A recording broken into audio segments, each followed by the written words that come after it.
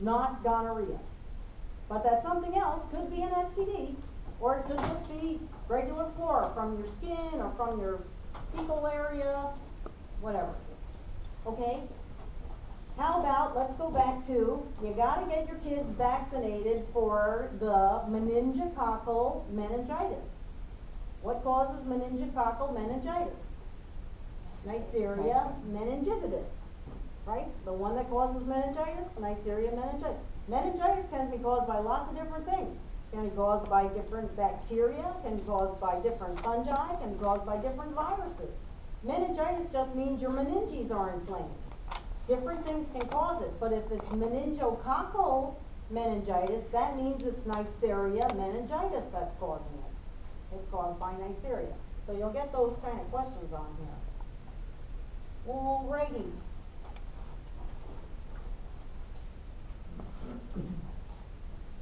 Don't forget, with your Group A and Group B strep and your Group D strep, you'll have a lot of different questions, and you're going to get a scrambled mix, 50 different questions.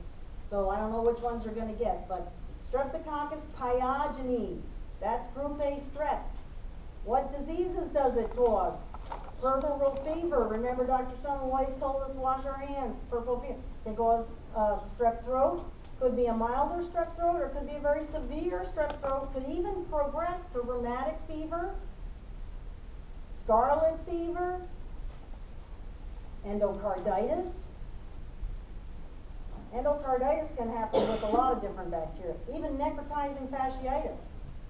So make sure you Google it and see different diseases caused by Streptococcus pyogenes.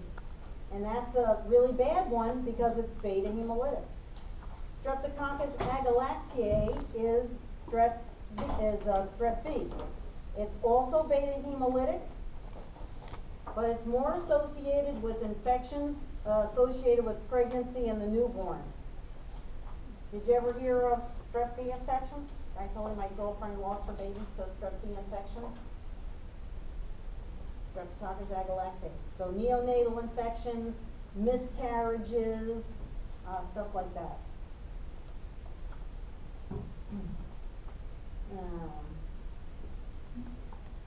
Strep, that's Group D, which would be Group D Streptococcus GDS. They actually don't call it Group D Streptococcus, they call it Enterococcus. What do you know about Enterococcus? Name a species. Anybody remember Enterococcus faecalis or Faecium? Where does it come from? Feces. Enterococcus faecalis. What's VRE? Vancomycin resistant Enterococcus. I on your test called it VREF. Vancomycin resistant Enterococcus faecium. Now what do you know about it? It's naturally resistant to penicillin, and it's also resistant to vancomycin. It's not terribly pathogenic. It's normal flora of your feces and your bowels. It's not a terrible pathogen. But if you're an immunocompromised patient and no antibiotic's going to get it, and your immune system can't get it either, then you could be in trouble. So it's usually a problem for immunocompromised people. If they get better and they get healthy and their immune system's strong, usually their immune system can clear it up. Also, what do you know about MRSA? Methicillin-resistant Staphylococcus aureus. If it's resistant to methicillin, it's also resistant to penicillin, which is why they invented methicillin. For bacteria that became resistant to penicillin, they then invented methicillin. Then they became resistant to methicillin. Oh my God. MRSA is Staphylococcus aureus. Staphylococcus aureus, hello, toxic shock syndrome. Staph aureus, in fact, Streptococcus pyogenes can also cause toxic shock syndrome. Staph aureus is much more pathogenic than Enterococcus is. Just so happens that Enterococcus is resistant to the stronger antibiotic. So you'll get a question about that. Let's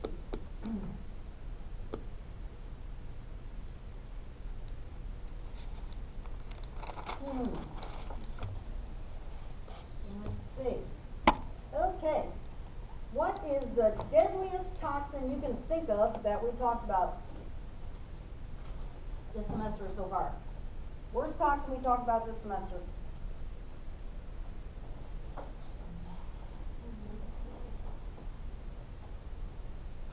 Botulism. Botulism. Yeah. Botulism. Okay, what's the organism that causes botulism or makes the toxin? Endosperm. Clostridium botulinum. Can you name other species in genus Clostridium? Difficile, good. What's that cause? Bad, poopy, C. diff, diarrhea, stinky, yucky, and also pseudomembranous colitis if it's bad enough. It will cause your colon membrane to just get covered with bacteria and start to degrade and becomes a real problem because then it can get infected. Name another species of Clostridium that causes disease. Tetanus, good, tetani. And what's gangrene called? Perfringens. Does anybody remember normal flora in our nares? Diphtheroids. Does anybody remember a pathogenic diphtheroid? What's the genus species name? Remember Corynebacterium diphtheriae? Corynebacterium diphtheriae causes diphtheria. But other diphtheroids are perfectly harmless and everybody carries them in their nasal passages. And probably mouth also. So there's one, if I didn't warn you on your list, highlight Corynebacterium diphtheriae. Where is it at? That's under your gram-positives, Oh. right above the one that causes acne. Propionobacterium. Irregular, non-sporing, gram-positive rods, section 15. What kind of bacteria are actinomycetes and streptomycetes?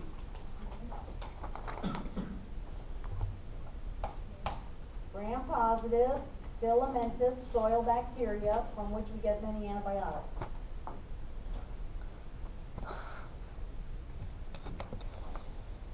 Okay, what causes acne?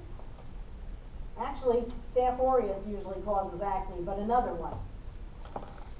Propionobacterium acnes. Guess what makes the holes in your Swiss cheese? Propionobacterium, the same one that makes acne. It's like, okay, you won't be eating Swiss cheese anymore. Oh my God. So when they make Swiss cheese, it's got those holes in it, right? How do you think it gets the holes in it?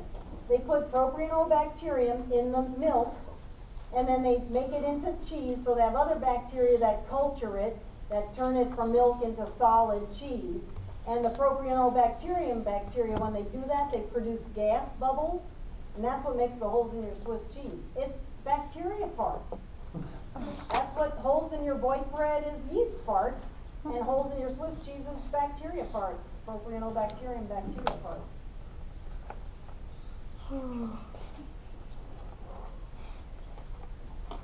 Okay, so the one I had highlighted is propionobacterium. The most common propionobacterium that we think of is propionobacterium acnes. You remember Proteus vulgaris? Flagellated black hairy flagella all the way around it?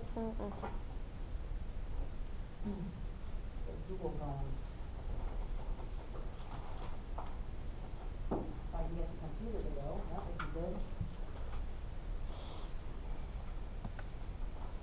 How many people finished their bacteria list? Okay, one person. That explains, 2 people. That explains why you don't know the bacteria yet.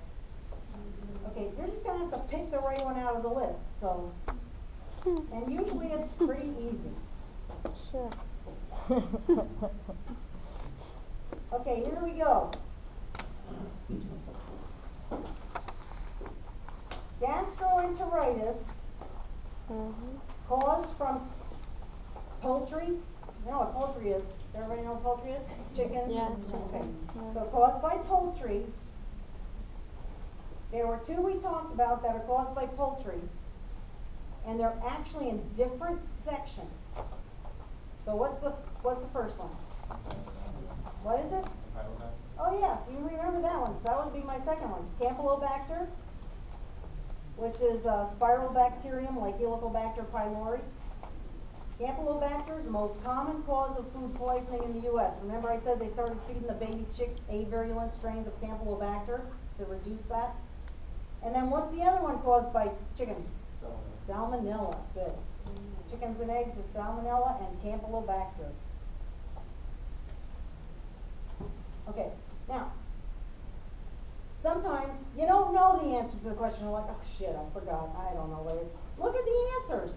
Okay, one of them is like a fluke. Okay, so that's not food poisoning from chicken. That's a fluke. I know it ain't that one. Okay, that one causes Lyme disease. I know it ain't that one. So do it by process of elimination. If you don't know what it is in the forward direction, go the backward direction. And do it by process of elimination. At least, even if you don't know them all, that'll help you narrow it down to a good guess. Okay, so that's why I say, even if you don't memorize everything, you gotta think. The test isn't just about memorizing, it's about thinking. So you gotta think your way through it, like what makes the most sense here? Alrighty, and sometimes it's like, what is this question looking for? Is it asking me about what a neurological disorder is, or is it asking me the definition of a word, like osis or itis or iasis?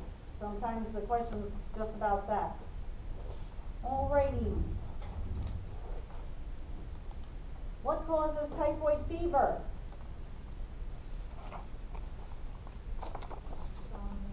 Salmonella again, good. Salmonella you get from poultry.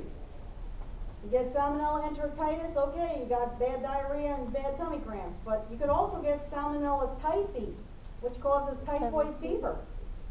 That can come from contaminated food workers, and